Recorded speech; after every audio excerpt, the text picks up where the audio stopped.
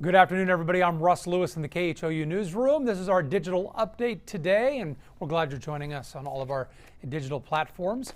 A lot going on today, but the big story that all of you are clicking on our website and our other digital platforms is the weather and the storm that is coming our way. So we want to get to that first. Erika Lopez has been watching that very closely and how it will affect the Houston area. It looks like we're all about to get wet to some extent. Erika, what's the latest on that? Yeah, showers are already moving in here, Russ. Here's the latest from the National Hurricane Center. Invest 91L. The latest update, this system is actually not likely to develop into our next named storm. Dropped down to a 20% chance from yesterday. If you recall, it was at a 60% chance. So conditions are not conducive for the development. And the main reason for that is that the main disturbance is now moving inland to Mexico by later on tonight or later this evening. So the closer it gets to land, the less area it has to work with to strengthen. And it's starting to move pretty quickly. This is good news because yesterday the movement was stationary, moving to the north-northwest at 14 miles an hour. The quicker it moves, the quicker it'll move out of our area. So I know this main area of circulation is closer to Mexico, but we're still talking about a large area of moisture because of this disturbance that is already impacting the coastal areas of our viewing area and for a good chunk of southeast Texas. So here's what's going on. Flash flood watch in effect tonight at 1 a.m. and it's going to be in effect until Thursday morning. So our entire viewing area is included in this flash flood watch with the ongoing rain that's already moving in, and that's going to head into at least Thursday morning, at least the heaviest concerns that will keep our flash flood guard up. But even then, rain shower activity still continuing into Thursday afternoon, possibly later into the day on Thursday. Here's what radar is doing right now. Lots of activity moving inland from Corpus Christi, Matagorda Island, also our southern coastal areas. That's already picking up some pockets of heavy rain as we speak. So heads up, this disturbance is just going to continue to filter in, and we're talking about ongoing showers throughout the overnight hours. Notice how it's getting closer to 59. Once we start to see these pockets of showers move further inland, it's going to be kind of a busy next 24 hours that will hang around at least the heaviest of the rain through the day on Wednesday, then starting to taper off by later on Thursday. So the big picture across the Lone Star State right now, we're starting to get busy. Let's walk you through your hour-by-hour forecast and track what we can expect throughout the coming hours. So first I'm going to show you our short-term model. This is our high-resolution model.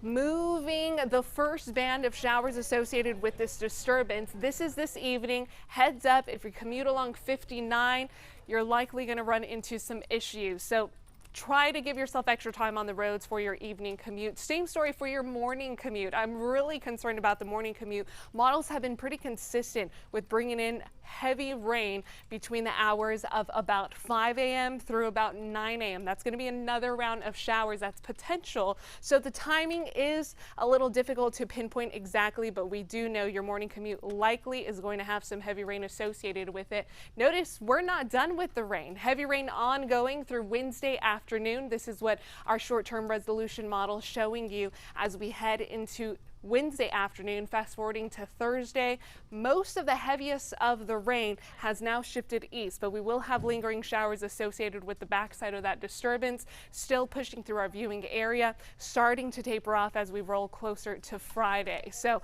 I know a lot to take in. We are expecting the possibility of some flash flooding, which is why that flash flood watch is in effect.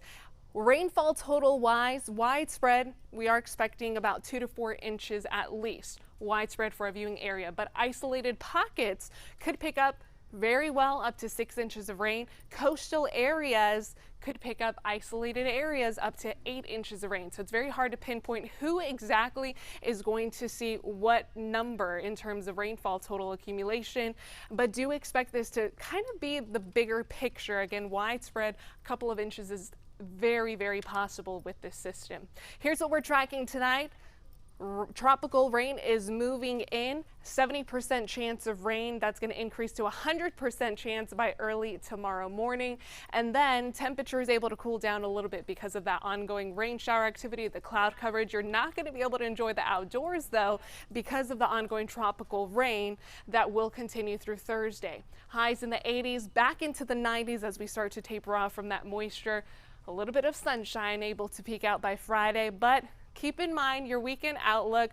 Once we're done with all that tropical rain, guys, it is going to be another toasty weekend. On top of that, the ground's already going to be so saturated, right, from all of the heavy rain that we're seeing in the next 48 hours. So it's going to be a steamy weekend ahead. We're talking heat index values that will be well into the triple digits with forecast highs in the mid 90s. If you thought this past weekend was hot, this weekend may be even hotter. So just a reminder, stay cool, stay hydrated out there. Quick look at your 7-day outlook. 100% chance of rain on Wednesday. Wednesday's our best chance for flooding. Please do not go on the roads if you do not need to. You guys really need to take this situation seriously. Rain shower activity starting to taper off Thursday and then starting to clear out, but warming back up for this weekend. Russ? All right, Erika, thank you very much. And stand by, Erika. We're going to get back to her in a couple of minutes. For everybody just joining us, maybe didn't see her full weather forecast because the weather is so serious that's moving in. We want to get back for a quick update here when we get done with our other stories. And if you're watching live, you can always comment there. And Erika's going to try to watch some of the comments as they scroll by. Maybe you have a specific question for her that she can answer. A couple of things we're working on here in the newsroom today, and we can see on our website so many of you still interested in the Malia Davis story. You're clicking on that story, you're reading any updates we have, and we're working on a couple of new ones for you today. Marcelino Benito has an interview with Quanell X. Marcelino not back into the newsroom yet, so I couldn't check in with him to see exactly what was said, but we'll have that. We do know we'll have a look at that memorial that is growing outside the apartment where the little girl lived. Of course, you know the remains have been confirmed as hers. No charges have been upgraded yet for her stepfather, Darion Vince, who is still in jail. So tampering with a corpse is still the charge he faces as of right now. And a lot of you also are asking us and have consistently over the last several days about the reward money in this case. What happens to it? Who gets it? Who's eligible to get it? Who is not eligible to get it? Janelle Bluta has spent the day looking into that. She did just get back to the newsroom. I just saw her, talked to her for a few minutes as she starts putting together her story. And we talked about Quanell X. Is he eligible? He is not, it turns out. But who is? And who might get it, who might not? And did anybody yet do enough to qualify for that reward from Crime Stoppers? So we'll answer some of those questions. Both of those stories on Malia Davis coming up on our 4 o'clock news here in just a little while. Also, today, there are some upgraded charges for that school bus driver. She was arrested, accused of driving drunk last week with kids on the bus, and there she is, Linda Goodjohn. The upgraded charges now are driving under the influence with a child younger than 15 in the vehicle. And prosecutors upgraded those charges after investigators talked to some witnesses who saw what happened. So the driver is out of jail on bond today. She says she hit a curb because she was starting to get sick because of something she ate at the school. She said she ate a donut that started to make her sick, and that's why all this happened. She admits failing field sobriety test once police arrived there on scene. She says they're difficult to do. Anybody could fail those. And of course, police did take a blood sample from that driver before arresting her. So we'll know for sure what's going on there at some point once the blood sample analysis comes back. By the way, she's a contracted driver for Yes Prep, if you were wondering about that. All right, want to get back real quick if you're just joining us on our digital platforms here from the KHOU newsroom. Want to get back over to Erika Lopez real quickly here and talk about that storm that's just starting to make its way onto the coast and will be on us before you know it. Erika? That's right. Yeah, coastal areas already seeing some heavy rain move in. So I've been monitoring our Facebook page and kind of seeing if there's any questions out there. A couple of comments definitely that I want to point out here. So one of the first comments that I want to pull up, Preston said he knew it wasn't going to develop, a 20% chance. So let's talk a little bit about that number. What exactly this means? The 20% chance of possible development that the National Hurricane Center puts on this disturbance. So it means that the chances have lessened. If you remember yesterday, it was at 60% chance. The chances are slim that this disturbance will have enough time in the open waters to develop into the next named storm, which would be, we'll first go into a tropical depression, then a tropical storm. The next named storm would be Barry. We already had Andrea earlier this season, just before the official start of hurricane season. But now the center of circulation is very close to land. So once that moves on land, it starts to tear apart. You don't have enough energy. You don't have the warm open waters to fuel the system to increase into a stronger system. But don't hang on to that number. Don't hang on to the percentage, because regardless of development, it's still bringing rain. It's just not going to necessarily bring in the tropical storm force winds.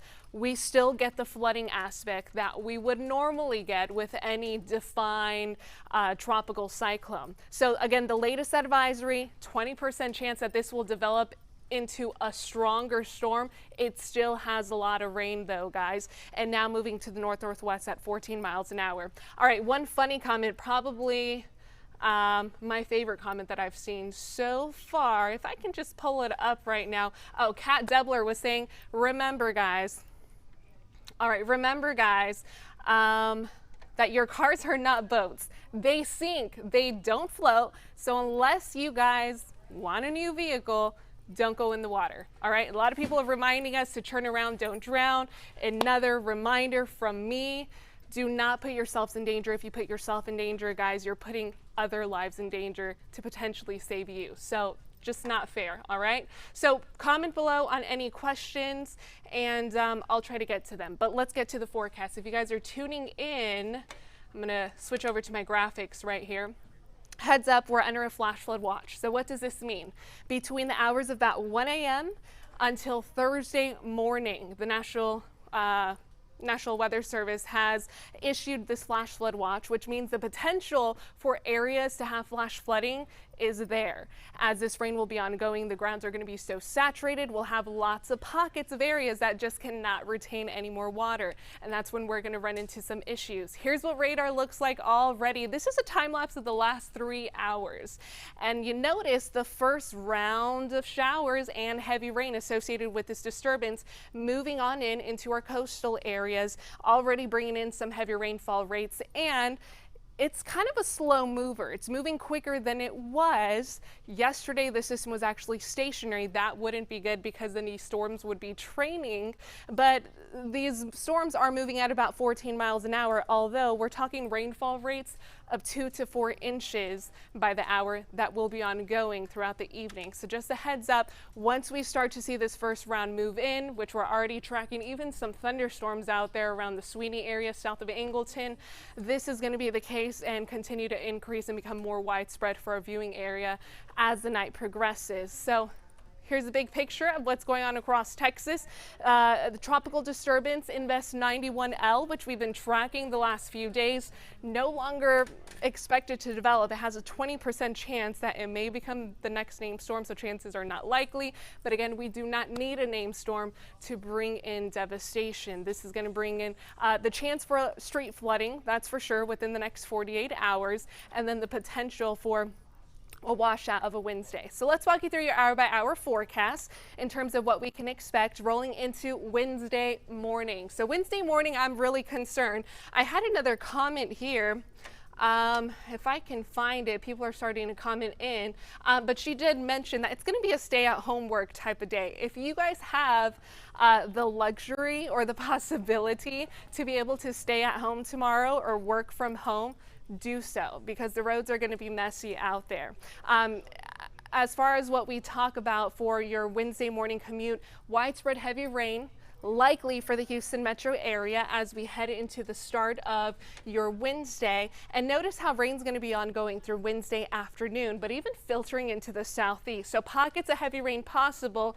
Now by Wednesday night into early Thursday morning, that's when I think the bulk of the heavy rain will start to move eastward and kind of fizzle out. Again, it's losing steam, not enough moisture to work with, but then pockets of isolated showers still possible as we head into Thursday. So that's kind of what we're expecting within the next 48 hours. I think Wednesday is going to be our main concern. By late Wednesday afternoon, flash flooding will be a huge issue. Widespread, we are expecting anywhere from 2 to 4 inches for the entire viewing area, but pockets could pick up to 6 inches of rain. For the Houston area, coastal areas, I think we'll have a little bit more. It's very hard to tell who is going to receive what type of number. Just keep in mind the possibility is there for flash flooding, and make sure you're staying weather aware. Make sure you have the KHOU app downloaded on your phone. It's very easy. Just go to the App Store. You can look at radar also, and just try to stay off the roads if you can tomorrow. It's not going to be fun. So your forecast for tonight: tropical rain moving in as we speak, heavy rain at times, 70% chance of rain tonight. By tomorrow, 100% chance of rain is expected. The next 3 days will keep tropical rain shower activity. On Thursday, not as bad as Wednesday, then starting to taper off as we head closer to the weekend. So Friday, partly cloudy skies, a lingering spotty shower possible. Heads up on another scorching weekend though. Your weekend outlook is looking hot. If you thought this past weekend was hot, even hotter for this weekend. So mid-90s both Saturday and Sunday. Feel like temperatures 105 degrees. That's possible for this weekend. So make sure you're staying cool and hydrated, guys. Quick look at your 7-day outlook. Be weather aware as we're tracking the rain that's moving in. Comment below with any questions, and I'll get to those questions. But for now, I'm going to turn things back to Russ. All right, Erika, thank you very much. And before we go here, I want to say hello to Nicole and Cynthia, Kayla, Annie, Melissa, Rachel, Jacob, Mary, Sue, Charles. Thank you all for watching here. Erika, along with Jason and Rachel, will be back here in about 90 minutes at 4 o'clock.